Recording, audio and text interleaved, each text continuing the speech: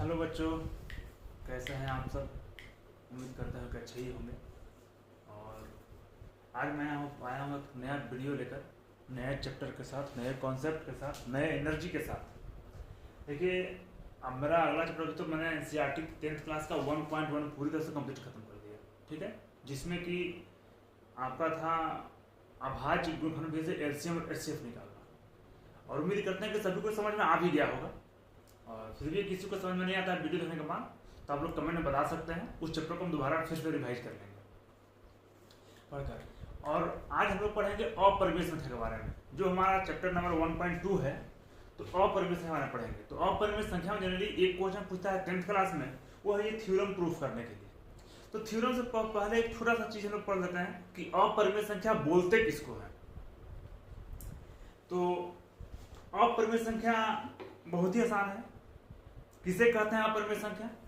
तो कहते हैं वैसी संख्या जिसे P बटा Q के रूप में नहीं लिख सकते हैं, जहां Q 0 के बराबर नहीं है। इसे बोलेंगे अपरिमेय संख्या। जिसको P बटा Q के रूप में नहीं लिखा जा सकता है, उसे बोलेंगे अपरिमेय संख्या। अब इस चैप्टर में केवल आपको प्रूफ करने के लिए ही देगा। जैसे ये थ्योरम देखिए, सिद्ध करें कि √3 एक अपरिमेय संख्या है। ये एक ऐसा थ्योरम है, ऐसा प्रमेय कि है तो आसान। जितने भी थ्योरम इसमें प्रूफ होंगे, जितने भी प्रमेय प्रूफ होंगे इस तरह के अपरिमेय संख्या, सब का सब एक ही पैटर्न में प्रूफ होगा।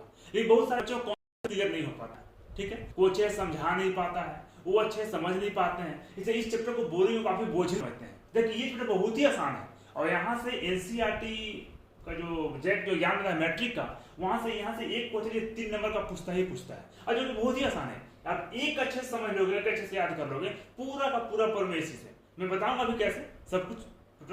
आप वीडियो देखें, समझ में आ जाएगा सब आपको। क्या प्रूफ करते हैं?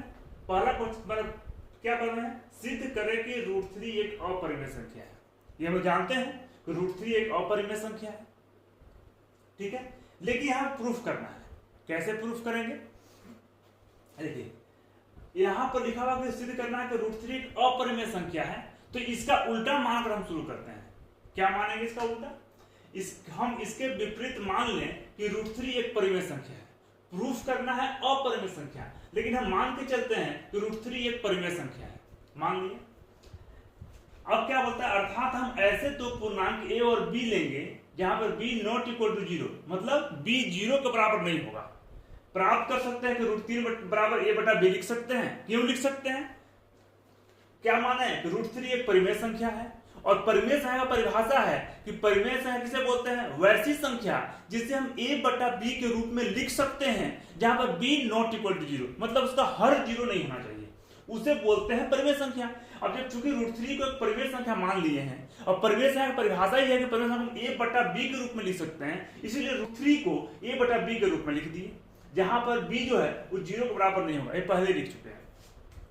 नीचे क्या लिखे हैं? जहां पर a और b सहअभाज्य है। अब सहअभाज्य किसे कहते हैं? नया क्वेश्चन आ गया। तो क्या बोलते हैं? वैसा दो संख्या जिसमें केवल और केवल एक कॉमन हो, 1 को छोड़कर और कोई भी संख्या कॉमन हो, तो सहअभाज्य नहीं कहलाएगा, ठीक है। सहअभाज्य को अंग्रेजी में बोलते हैं को प्राइम नंबर। तो किसे बोलते हैं को प्राइम नंबर? वैसा दो संख्या जिसमें सिर्फ और सिर्फ एक ही कॉमन हो, 1, और उसके अलावा कुछ भी कॉमन नहीं होगा, उसे बोलेंगे सहअभाज्य संख्या, ठीक है। तो यहाँ पर a और b सहअभाज्य संख्या है। अब यहाँ पर देखिए, यहाँ इसको क्रॉस मल्टीप्लाई करेंगे, ठीक है। तो इसको इससे गुना करेंगे तो b √3 बराबर a हो जाएगा। दोनों तरफ वर्ग कर देंगे, तो वर्ग करेंगे तो √3 का स्क्वायर 3, b का स्क्वायर b स्क्वायर, a का square a square, 3b square बराबर a स्क्वायर। ये हो गया समीकरण 1। अतः a स्क्वायर 3 से विभाजित है। a स्क्वायर 3 से पूरा पूरी कटेगा। इसको बटा में अगर ले आते हैं, क्या लिखा हुआ है? 3b स्क्वायर ऐसे लिखा हुआ है, इसको लिख सकते हैं b स्क्वायर बराबर a स्क्वायर बटा 3, a स्क्वायर बटा 3। इस साफ चलता है पता कि a स्क्वायर 3 से पूरा पूरी कटेगा। समझ रहे बातों को? तो वही लिखे हैं कि a स्क्वायर 3 से विभाजित है, इसलिए 3 a को भी विभाजित करेगा, ठीक है। तो क्यों ऐसा क्यों हुआ? तो इसका एक थ्योरम दिया हुआ है एनसीईआरटी बुक में कि मान लीजिए p एक अभाज्य संख्या है, कोई भी अभाज्य संख्या है p, और यदि p a स्क्वायर को विभाजित करती है, तो P A को भी विभाजित करती है, या करती नहीं यानी कि करेगी। ठीक है, क्या लिखा हुआ है कि मान लीजिए P एक अभाज्य संख्या है और यदि P A स्क्वायर को विभाजित करती है तो P A को भी विभाजित करेगी। इसी थ्योरम, जहां A एक धनात्मक पूर्णांक है, इसी थ्योरम से ये लिखा मैंने कि A स्क्वायर 3 से विभाजित होगी, पूरा पूरी कटेगी, तो 3A को भी पूरा पूरी कटेगा, विभाजित होगा। ठीक है, आगे पढ़ते हैं। मान लिया फिर से कि A बराबर 3C, मान लिया कोई संख्या जहां C एक पूर्णांक है। ठीक है, अब इस A का मान जो 3C माना है, इसका मान संख्या 1 में मैंने रख दिया, तो 3B स्क्वायर बराबर क्या था A स्क्वायर, तो A के जगह पर मैंने लिख दिया 3C, तो 3C का स्क्वायर हो गया बराबर 3B स्क्वायर बराबर 3 का स्क्वायर 9 और C स्क्वायर 3 स्क्वायर लिखा, ये 3 से पूरा पूरी कटेगा, 3 3 9, तो B स्क्वायर बराबर 3C स्क्वायर हो गया। और देखिए यहाँ पर अर्थात B स्क्वायर 3 से विभाजित हो जाता है, B स्क्वायर 3 बट्टा में आ जाएगा, तो 3 से पूरा पूरी कटेगा, तो B भी 3 से विभाजित होगा, सेम इसी के साथ, इसी थ्योरम से ये भी होगा। अब बताइए कि जो संख्या, ये देखिए आप आगे क्या लिखे हैं, अतः A और B में कम से कम एक उभयनिष्ठ गुणनखंड 3 है, उसके नीचे देखिए क्या लिखे हैं, परंतु इस तथ्य का विरोधाभास प्राप्त होता है कि A और B सहभाज्य है। अब देखिए यहाँ पर क्या दिक्कत है, यहाँ समस्या क्या आ रही है, हम लोग माना है क्या कि A और B सहभाज्य है, मतलब A और B में जो है एक को छोड़कर कोई कॉमन नहीं है। देखिए ये जो संख्या है आपका, ये A और B जो है, यहाँ पर A जो है वो भी 3 से पूरा पूरी, B है वो भी 3 से पूरा पूरी कटा, हम लोग एक कि A और B में क्यों और नीचे 3 से कट जा रहा है, तो ये तो गलत बात है। इसलिए नीचे ने लिखा है कि इस तथ्य का विरोधाभास प्राप्त होता है,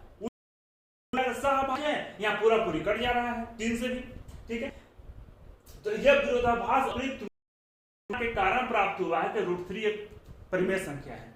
तो ऐसा क्यों विरोधाभास आ रहा है, ऊपर हमको प्रूफ करना है कि √3 एक अपरिमेय संख्या है, और मैंने इसका उल्टा मान लिया है कि √3 एक परिमेय संख्या है। जब वहां उल्टा ऊपर उल्टा माने हैं तो नीचे आंसर भी उल्टा आएगा, इसीलिए इससे हम निष्कर्ष निकालते हैं कि √3 एक अपरिमेय संख्या है। ठीक है, बहुत ही सिंपल, बहुत सारा। ये जो मैंने आपको बताया लैंग्वेज आपका, ये जो थ्योरम देगा इस तरह को प्रूफ करने के लिए, इस तरह का लैंग्वेज सभी में होगा। ये जो लैंग्वेज लिखा हुआ है ये लैंग्वेज सब में है आपका, इसको आप नोट कर लेगा अच्छे से, मुझे तक समझने में कोई दिक्कत नहीं होगा। देखिए अब इसी मान को दे दिया कि √2 एक अपरिमेय संख्या है, सिद्ध करें कि √2 एक अपरिमेय संख्या है।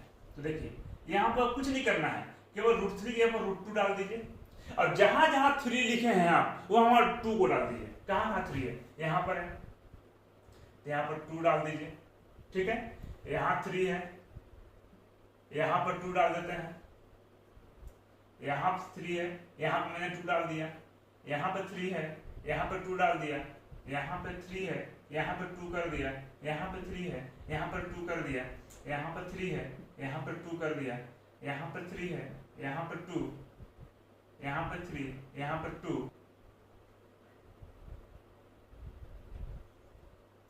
तो यहाँ पर 2B स्क्वायर बराबर 4C स्क्वायर, ये 2 से पूरा पूरी कटेगा, तो हो जाएगा B स्क्वायर बराबर 2C स्क्वायर। तो यहाँ पर 3 है, यहाँ पर लिख देंगे 2, और यहाँ पर 3 है, यहाँ पर लिख देंगे 2, और यहाँ पर 3 है, यहाँ पर लिख देंगे 2। बस हो गया। बाकी देखिए सबका सब वही, थ्योरम प्रूफ आसान नहीं, सेम चीज, सब स्टेटमेंट लिखेंगे, सब कुछ वही, मतलब अंक को बदल देंगे, बाकी सफर में ही। तो इस तरह से आप सीख लेंगे तो उम्मीद है कि आप ये थ्योरम पूरा का पूरा प्रूफ कर देंगे। बस 2-4 अंक याद रखना है, कोई जरूरी नहीं कि हूबहू इसी भाषा में लिखे हैं, अपने भाषा में भी आप लिख सकते हैं, लेकिन मेरा कहना मतलब ये हुआ कि इस तरह का जो भी क्वेश्चन देगा सब एक ही पैटर्न पर प्रूफ होगा। ठीक है, ये अब √2 का हो गया, ये √2 का आप लिख सकते हैं। अब मान लीजिए √5 दिया प्रूफ करने के लिए, तो 2 के जगह पर मैंने 5 लिख दिया। अब जहां जहां 2 है वहां आप 5 कर दो, जहां जहां 2 है वहां पर आप 5 कर दो, यहां पर भी 5 आ जाएगा, यहां पर 5 आ जाएगा, यहां पर 5 आ जाएगा, यहां पर 5 आ जाएगा, यहां पर 5 आ जाएगा, यहाँ पर 5 आ जाएगा, यहाँ पर भी 5 हो जाएगा, यहाँ पर हो जाएगा 5b² बराबर 25c², 5 से पूरा पूरी कटेगा 5 बार में, तो हो जाएगा b² बराबर 5c²। ठीक है, यहाँ भी ये 5 हो जाएगा, यहाँ भी ये 5 हो जाएगा, और यहाँ भी ये 5 हो जाएगा। हो गया, देख लिया आप लोगों ने, √5 ऐसे ही प्रूफ हो जाएगा। अब इस पैटर्न पे आपको कुछ कोई भी परिमेय संख्या में प्रूफ करने के लिए अपरिमेय संख्या है, √5 हो, √7 हो, √11 हो, √13 हो, √19 हो, √23 हो, कुछ भी, तो सेम से वाले अंक चेंज कर देना, लैंग्वेज हूबहू सेम टू सेम वही रहेगा। तो अब मुझे नहीं लगता है कि आपको इस तरह का थ्योरम अपरिमेय प्रूफ करने में कोई दिक्कत हो। अगर पूरा आपको ये समझ में आ गया है तो आप मुझे कमेंट बॉक्स में जरूर बताएंगे कि हाँ समझ में आया, और नहीं भी समझ में आएगा तो भी आप कमेंट करेंगे कि सर समझने में मुझे दिक्कत है, मैं फिर से एक बार इसको रिवीजन करूंगा।